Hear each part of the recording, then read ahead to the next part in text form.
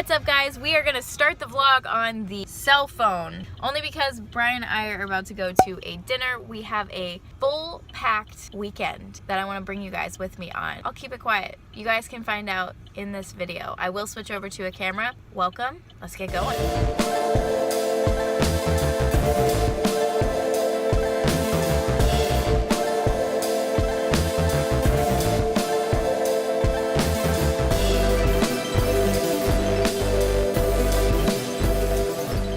Magic citrus fruit and express gratitude to someone in the group that's touched you and that's spoken to you. To bring this back, because I already gave you the quick little intro, so this is a mastermind weekend retreat for our mastermind that we are attending today. So that was a quick little snippet from last night's first intro session, which was awesome. It was all about really being generous with your brand, generous with your business, always giving back, just having that as the focal point and not necessarily worrying about outcomes or waiting until you're like successful enough to give back and like all those different things. So I have lots of wheels turning in my head, but I haven't necessarily like figured out how I'm gonna act yet, so stay in the loop. But today, we are about to have our first full day at this event, so I want to take you guys with me so you can see like the magic of events. So I haven't necessarily sat down and figured out my intention with this event because I'm kind of in like a limbo phase personally right now, which I can explain later. But that's one thing that you always want to do, so not setting a good example, but you always want to set an intention before you go to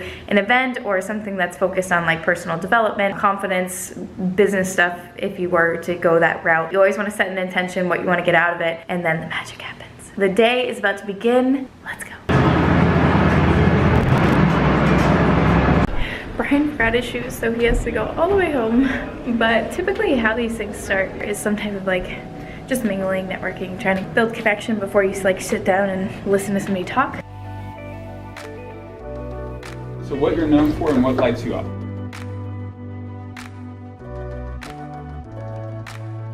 Really being intentional about what we want as a couple and where we want our brands to go. I'm grateful for the clarity that I've had in my own personal journey. I'm doing all the scary things. Like every single thing that I am fucking terrified of, I'm just doing. And it doesn't matter what it is. Like if it's like launching a project, I'm like, okay, we're doing it. I'm like planning an event with Kat, I'm planning a retreat. Terrified of it. Absolutely terrified, but we're doing it. And like literally like every single thing that I like face a wall where you feel like you're afraid of it, I'm just like, hey, gotta do it. So that's a really big area of progress for me because I was always really afraid of rejection. So I never would do the things that I was afraid of, like singing on stage. Like Brian and I sang on stage at a wedding the other day. And that I literally would never have done that. Like never. But it made him happy, so I wanted to. I picked out my dream apartment on a lake in Texas because I love being by water. There was none available. It was like way beyond our like budget thought, and I was just like, all right, I guess that's just not gonna happen. So we picked out all these other ones, and I went to go apply for a different one, and one magically opened up, and it was the exact apartment that my heart was so cold to. Literally like the dream apartment for us, and it became open in our budget, and we got approved yesterday. And so it's so.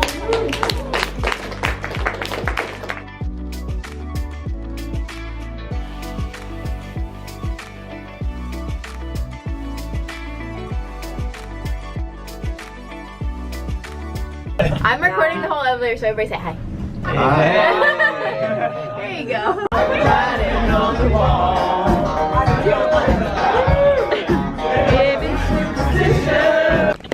Good morning, guys. It is day 2 or 3 technically of the mastermind weekend. Yesterday was amazing. I can't wait to recap it for all you guys. I didn't get to record when we had like a dance party at the end of the day, and then we had a great dinner. We ended up talking until like 11:30 with a couple of my friends, Preston and Lindsay, and just talking about like some deep life stuff. That is the beauty of events like this, is that you go to it for you, but at the same time you go to it to connect with other people, and you go to it for like those deep connections to others that you can be like super seen by. And if you haven't heard like any language of this nature, trust me, it's magical. So I'm gonna go pick up some of the girls, so I will see you after we soul cycle. What up? Good morning. The like, you know, the vibe of it. Yeah. How was it? Awesome. Uplifting. Thought I was gonna vomit, but it's all good. All you need is love.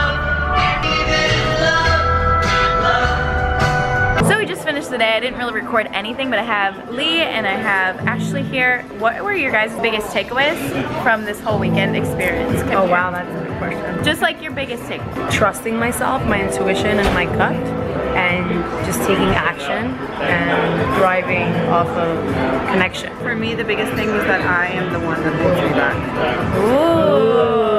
I know everything that I need to do. Like when we went over all of our stuff, I have all my stuff, but it's like, how can I step more fully into who I am and show up like unapologetically? Hi guys, so we are back from the Mastermind. So the last clip that you just saw was me talking to Lena and Ashley about their biggest takeaways, but now I want to bring you through mine.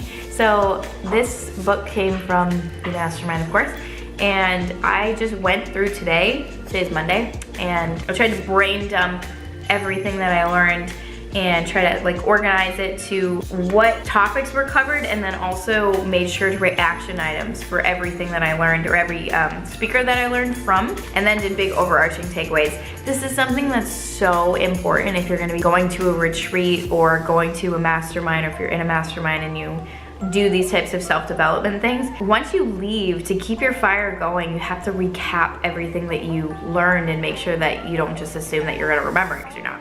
So I make sure every time after we do something like this to go through and write out everything I learned in an organized fashion so that I can continue and take it with me. And because once you write something, you actually are more likely to remember it. First of all, Marshall Morris, creator of I Heart Dogs, which is actually one of the biggest social media business. It's not a business in social media, but there's like, if you go to iheartdogs.com, it's massive. And they have like 80 Facebook communities. They have a huge Instagram following. The core of that business is just so generous. They give back constantly. They really built a community before they built any type of like product or business around it. It was so cool to see, and he gave me so many ideas for like how I could give back already, because that's not something I do. I usually like think that I need to wait until I'm like more successful in order to give back, and I'm like, that is a twisted way of thinking. So he really shifted the way that I think about that. So I'd love to like sponsor like a single mom who can't get herself like a personal coach or something along those lines. I would love to sponsor like high school kids, some way that I could fund a high school kid to have like a trainer or to have a coach or something like that. Like I would love to do that. A lot of really great takeaways from that, but the core was the power of community and how important it is to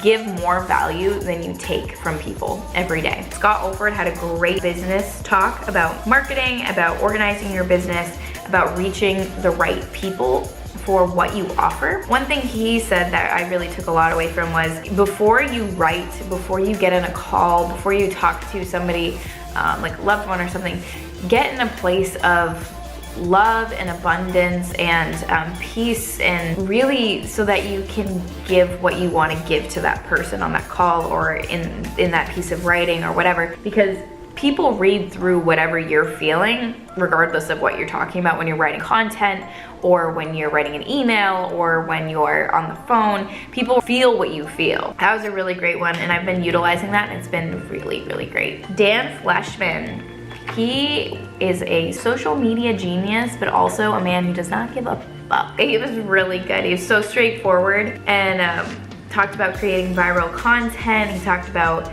using social platforms and just like not giving a fuck. It was so cool. Lori Harder, she talked about a lot of different things, but some really great quotes I pulled from her. She said, show up as the woman on the cover, because she always wanted to be on the cover of magazines, so she told herself she needed to show up as that person, as if she'd already gotten the magazine cover.